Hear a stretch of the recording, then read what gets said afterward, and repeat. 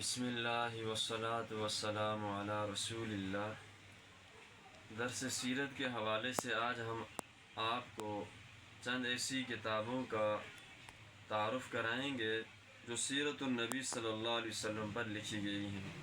شاعر کہتا ہے ہر جلوہ پرضیاء رخ انور کا نور ہے، ہر جلوہ پرضیاء رخ انور کا نور ہے، شانوں میں کیا بلند شان حضور ہے۔ امام الانبیاء سید المرسلین صلی اللہ علیہ وسلم کی ذات پر بہت بہترین کتاب الشفاء قاضی ایاز رحمۃ اللہ علیہ کی ہے، اور اس کے بعد تاریخ مدینہ منورہ پر شاہ عبد الحق محدث دہلوی رحمۃ اللہ علیہ کی کتاب جس کا نام جذب القلوب الی دیار المحبوب ہے۔ اسی طرح مولانا محمد عنایت احمد رحمۃ اللہ علیہ کی سیرت النبی صلی اللہ علیہ وسلم پر جو کتاب ہے تواریخ حبیب الہی۔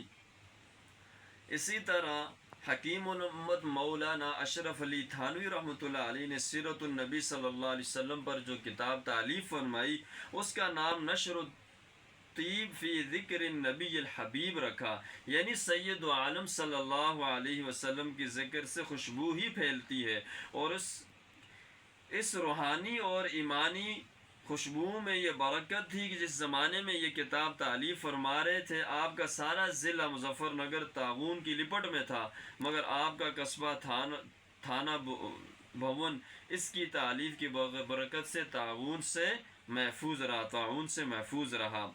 اسی طرح حضرت شاہ ولی اللہ محدث دہلوی رحمۃ اللہ علیہ نے سیرت النبی صلی اللہ علیہ وسلم پر ایک جامع مختصر کتاب تالیف فرمائی جس کا نام سرور المحزون حضرت نے رکھا، یعنی وہ کتاب جس کے مطالعے سے غم زدہ پریشان حال کو خوشی حاصل ہوگی۔ اسی طرح مولانا حفظ الرحمن سہاروی رحمۃ اللہ علیہ نے سیرت النبی صلی اللہ علیہ وسلم پر جو کتاب لکھی اس کا نام نور البصر فی سیرت خیر البشر رکھا۔ اسی طرح اس کا جو قصیدہ بردہ ہے کے نام سے حافظ ذوالفقار علی دیوبندی رحمۃ اللہ علیہ نے عطر الوردہ کے نام سے یعنی گلاب کی عطر اس کا ترجمہ لکھا۔ علامہ ابن القیم رحمۃ اللہ علیہ نے سید عالم صلی اللہ علیہ وسلم کی سیرت پر زاد المعاد لکھی، یعنی جس کا معنی یہ ہے موت کے بعد والی زندگی کے لیے زاد راہ۔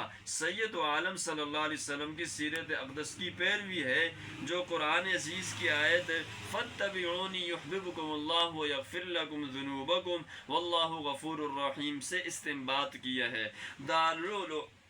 دارالعلوم دیوبند کے بانی حضرت مولانا محمد قاسم نانوتوی رحمۃ اللہ علیہ نے عقیدہ حیات النبی صلی اللہ علیہ وسلم پر جو کتاب لکھی اس کا نام ہی آب حیات ہے۔ اس کی ابتدا اور ابتدا اس کتاب کی فرمائی، یعنی اس کتاب کو شروع کیا تو بیت اللہ شریف سے، اور اس کی انتہا جو ہے وہ روضہ اقدس یعنی روضہ رسول صلی اللہ علیہ وسلم پر اس کا اختتام ہوا۔ اس کی برکت سے الحمدللہ یہ کتاب اس وقت پورے عالم میں لوگ اس سے فائدہ اٹھا رہے ہیں۔ اسی طرح چند کتابیں ایسی ہیں جو آخر کی ہیں، اس میں سے رحمت کائنات ہے اور با محمد با وقار۔ یہ کتاب قاضی مولانا حافظ محمد زید الحسینی خلیفہ مجاز امام الاولیاء حضرت مولانا احمد علی لاہوری رحمۃ اللہ علیہ۔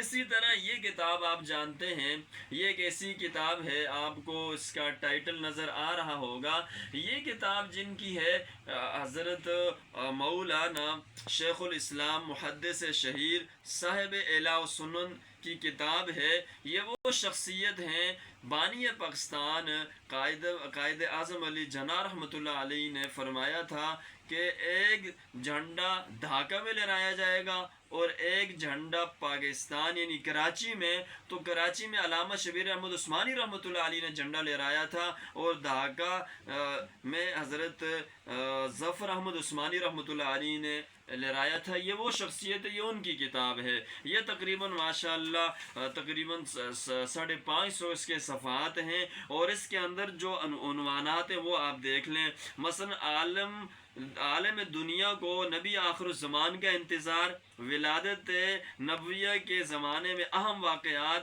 صحابہ کرام رضی اللہ عنہم کے اسلام قبول کرنے کے حیرت انگیز واقعات، رسالت محمدیہ پر عقلی اور نقلی دلائل، حقانیت اسلام کا ثبوت، عقیدہ توحید، عقیدہ رسالت اور اعجاز قرآن جیسے اہم مضامین پر حضرت نے گفتگو فرمائی ہے۔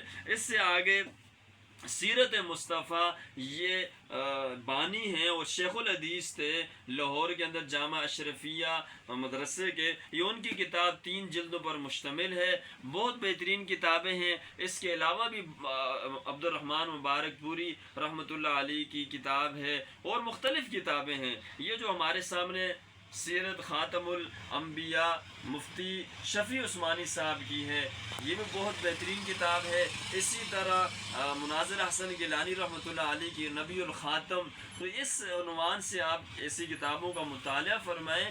سیرت النبی صلی اللہ علیہ وسلم کے حوالے سے میں تمام حضرات سے درخواست کرتا ہوں کہ ایک کتاب ضرور مطالعہ فرمائیں۔ ہماری عمر 8 سال ہو گئی، 60 سال ہو گئی ہے، 70 سال ہو گئی ہے، ابھی تک ہم نے ایک کتاب کا بھی مطالعہ نہیں کیا جو سیرت النبی صلی اللہ علیہ وسلم پر لکھی گئی ہیں۔